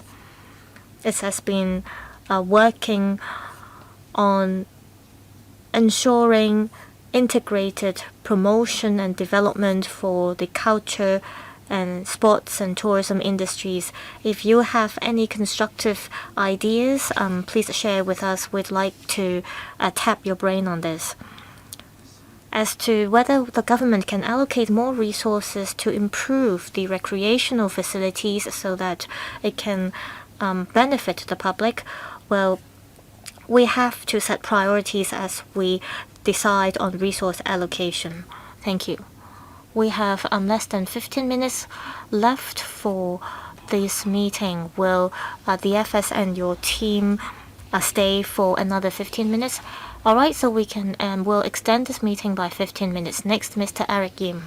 Thank you.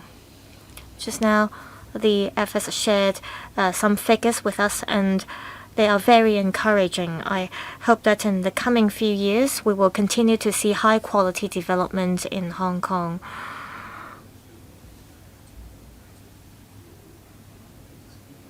We have to continue to strengthen our unique advantages, and at the same time, the government will have to increase revenue and cut back on expenditure.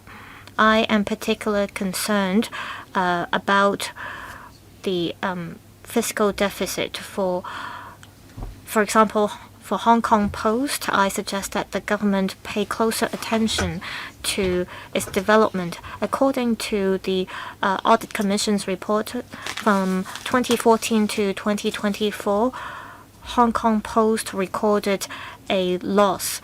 For 2023, it suffered a loss of $365 million, and from year 2023 to 24, it suffered a loss of $500 million. I believe traditional government departments like Hong Kong Post will continue to suffer losses with the current development. For the post offices in the UK, they have recently completed the privatization procedure. Does the government have any plans to bring in strategic organizations or companies to acquire some shares of Hong Kong Post to help alleviate the financial burden of the government? FS, I'd like to clarify that year 2025-26, we already recorded a surplus for the operating account. I thank Mr. Eric Yim for the comments. Different public organizations have to move with the times in terms of their operation. Where possible, they should adopt technology and get close to the market development. Indeed, nowadays, fewer people are posting mails with the technological development, and the Hong Kong Post have also noticed it. Currently, it is running on a operating fund or a trading fund. So we will see how we can cope with the situation where appropriate, and when the relevant studies are completed, we will report to members. Thank you. Professor Priscilla Leung. Thank you, Chairman. It is a good news that we are seeing a rebound in our economic growth. I said a number of times that the FS was facing a difficult situation, but this year it's facing a positive situation. So hopefully there will be more long-term investments made by the government. Now I'd like to focus on the university town in the northern metropolis. I've talked to the heads of the UGC-funded universities, and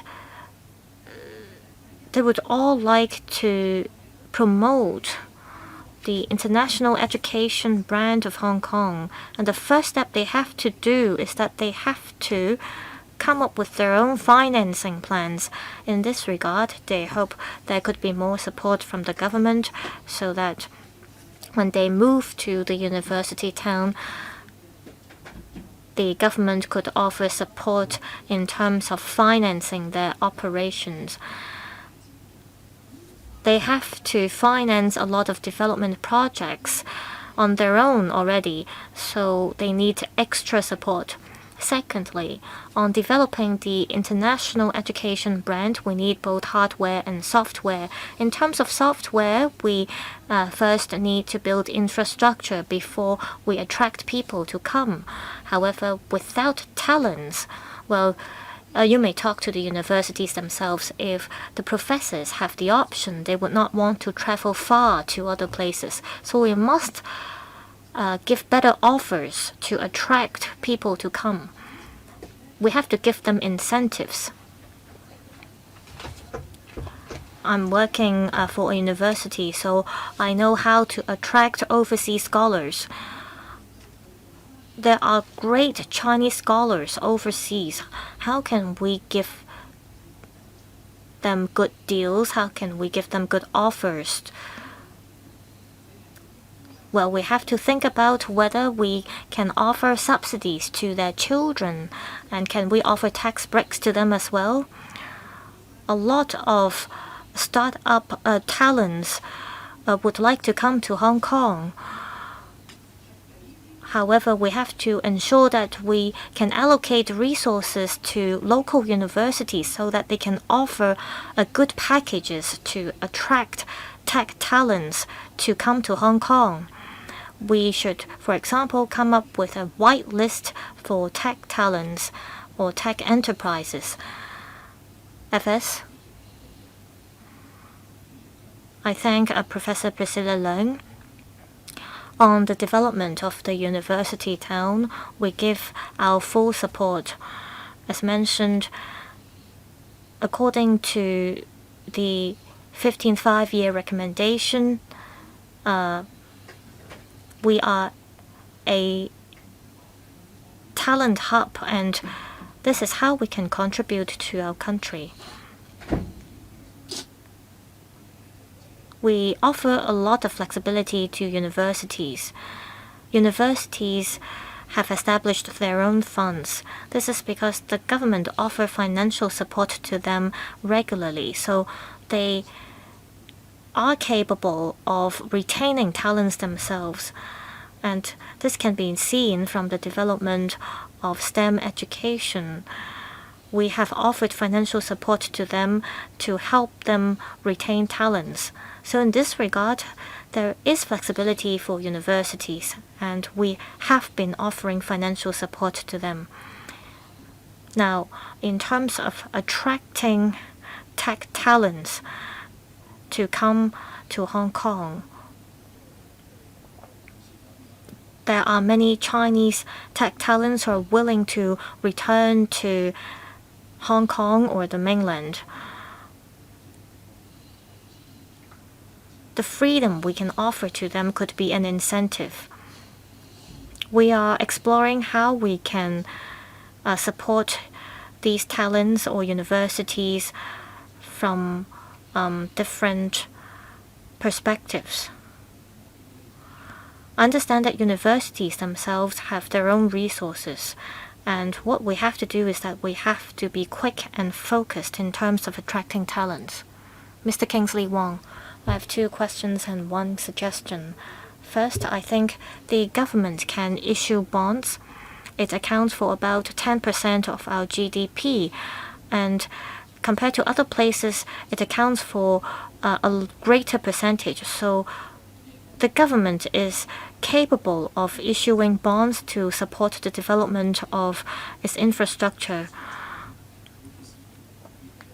The stock market is performing quite well. There's a 5% return. However, for guaranteed return, it's just 1%. And it is lower than the 1.9% of inflation.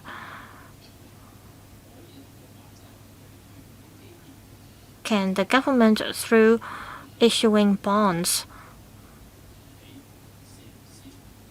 ensure that there is guaranteed return under the MPF scheme so that wage earners can enjoy a better return?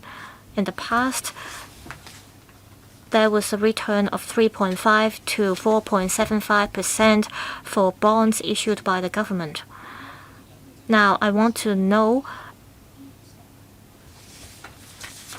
about how we can make better use of the MPF funds. We have about 10 to 20,000 people who are aged below 40.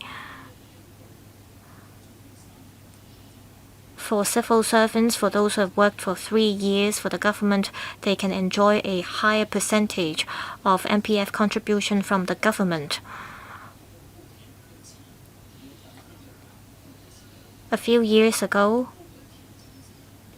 the FS said property prices were high, and so the MPF funds could not be used by the public for purchasing homes. Can we relax the relevant restrictions now? FS, thank you, Chairman. Thank you, Mr. Wong, for supporting us in issuing bonds for infrastructural development. Now, like Mr. Kingsley Wong said, we're definitely not going to spend what we get from bond issuance on operating expenditure. Allowing MPF to invest in government bonds so that scheme members have steady returns, that's a very good suggestion. We'll look into that. What about the other point, allowing MPF contributions to be retrieved for purchasing properties? I'm sorry, I need to supplement. We need to study that first. The objective of Mandatory Provident Fund is to help employees save up for retirement. It's a kind of retirement protection. If we allow the contributions to be retrieved before retirement for other purposes, this will eat into its function of providing retirement protection. Of course, Mr. Kingsley Wong also pointed out that after withdrawing MPF contribution for the purchase of property, if it's for self-use, then upon retirement, you can apply for reverse mortgage, and that you get monthly payout to support retirement spending. And that is a rationale that we can look into. Mr. Kenneth Lau. Chairman, we recorded 3.2% growth in exports, with more visitors coming to Hong Kong, with better financial market prospects and increased consumption. It seems that we are recovering well. And the government also receives more in terms of stamp duty income. And we're going to achieve operating surplus sooner than expected. This is good news for Hong Kong people. But then there are uncertainties brought about by geopolitical tensions, and investment sentiment will be affected. Some countries are now in the midst of war and conflicts. All these are external challenges. Now, this is the first year of the country's 15th five-year plan. I hope that we can leverage on our own advantages and turn crises into opportunities whilst we integrate into our country's development plan. On support for grassroots, government fees and charges will go up.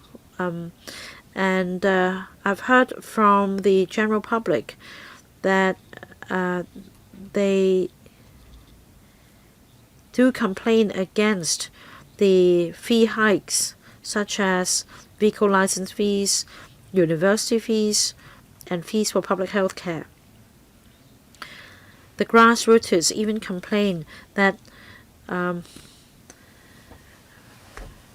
they dare not go to a doctor because of the increased fees. They'd rather go to Shenzhen. So when the government achieves operating surplus, will there be room to slash the fees? Second point, we need to enact dedicated legislation to support the northern metropolis development, to facilitate, for example, the flow of people, capital, information, and goods. And I want to have more details on compensation for land resumption.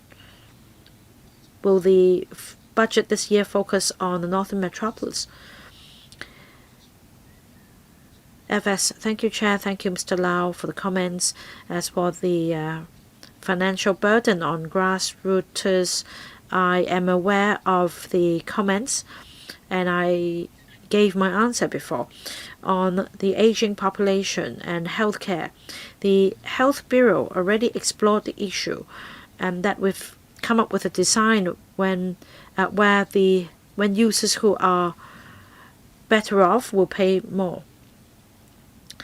We are closely monitoring the impact on the general public. As for Northern Metropolis, we are doing our planning, and that details will be included in the budget. definitely the budget will contain paragraphs on the Northern Metropolis. We're still discussing with the relevant policy bureaus. Mr. Mark Chong. As 2 weeks ago, I received the tax demand note, and I see a bigger sum than the year before. So my first question is, with increased taxes, how should somebody in a sandwiched class like myself cope with it? As for rates, property prices plummeted by 20%, whilst the level of rent continued to go up. According to this paper, from January to November, property prices rebounded by 2.8%, but rental increased by 4.3%. Well, I own the property and I am paying more for the rents and rates, and I am aggrieved. And we also have property owners who are lack of means and retired. Some of them collect scrap from the street. They're scavengers. Because of this traditional Chinese value, we strive to work hard in order to save up to buy a flat. Now, when these people reach retirement age, they rely on the old age living allowance of some $4,250. They need to pay up to $1,000 or more for management fees of their properties each month. They also need to save up for the building renovation. Now, FS, can you do more to help people like them or people like me, the poor middle class? At least you should waive the rates for self-owned properties this year. Another point is about the bond issuance. Some say that the Hong Kong government is too cautious. We're talking about 12% of the GDP. Our country issues bonds to a tune of 80%. In Singapore, we're talking about 170%. In Japan, over 200%. The purpose of issuing bonds is to invest in the future, especially the Northern Metropolis. I do hope that the funds raised can be used for transport infrastructure such as Hong Shui Q, Siu Lam Tunnel, or another railway line along the Tuen Mun Coast via Siu Lam. Because upon completion of Northern Metropolis, there will be an increase of over 1 million in the population in NT Northwest. So we need to grasp this opportunity or we'll regret it. FS, thank you, Chair. We fully appreciate the pressure facing the middle class. Without taxpayers' contribution, where do we find the money for transport infrastructure, for healthcare and education? Government revenue is spent on meeting the daily needs of our people. So it is not that after paying tax, the taxpayers do not benefit from it at all. I fully appreciate the pressure facing the middle class. I have experience as well, but I'm afraid I cannot agree that the SAR government is not providing any services or support to the community in return. As for the elderly property owners you mentioned, like Mr. Kingsley Wong said, this property can become a financial tool. In other words, with reverse mortgage, they will get monthly cash handouts. So this is one way out. On bonds, I'd like to appeal to members here. Since you understand full well that our fiscal position is robust, and there is also room to issue bonds to support our infrastructural development. Well, in fact, after delivering the budget last year,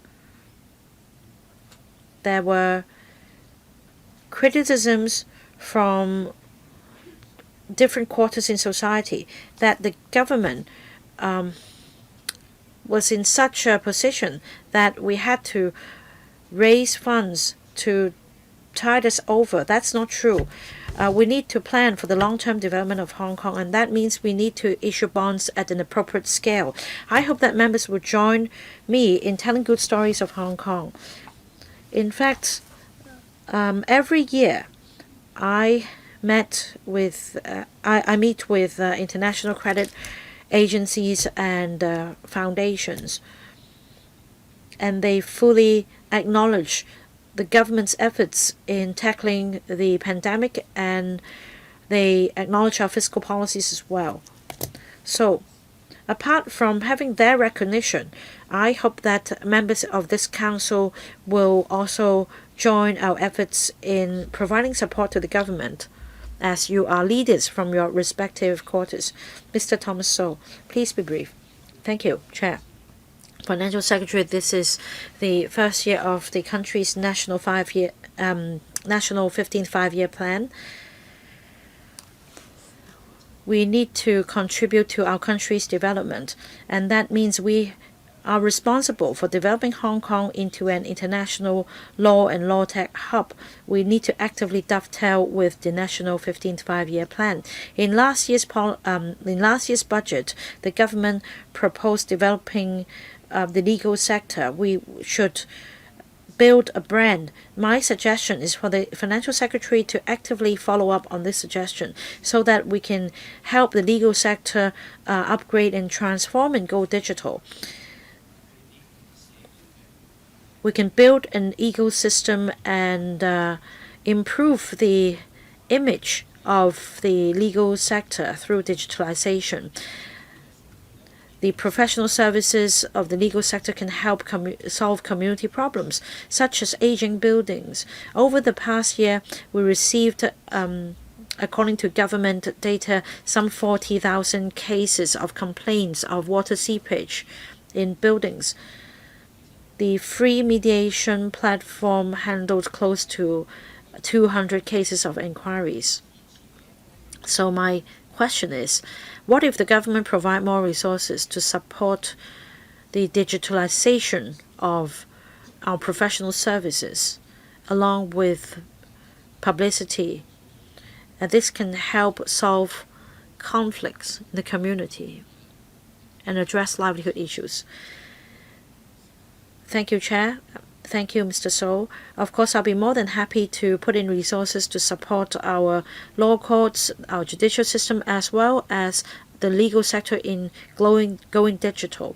And you mentioned one very important point, and that is establishment of the headquarters of IOMED in Hong Kong. It's an international organization, and it also shows Hong Kong's importance as a legal services hub and the rule of law under one country, two systems. So be it law tech, digitalization, mediation, arbitration services, or talent grooming, we'll be happy to explore with the sector and allocate more resources to support Hong Kong as a law hub, and we will continue to leverage on our position and our functions to better serve our country and to enhance our country's international profile. Right, it's almost 1 or 2 minutes till the time of adjournment. We have to stop the discussion here. I thank Mr. Chan, Mr. Hui, and Mr. Lai, together with your team, for coming to today's meeting. That's the end of today's meeting. Thank you, Chair. Thank you, members. 好，唔該晒。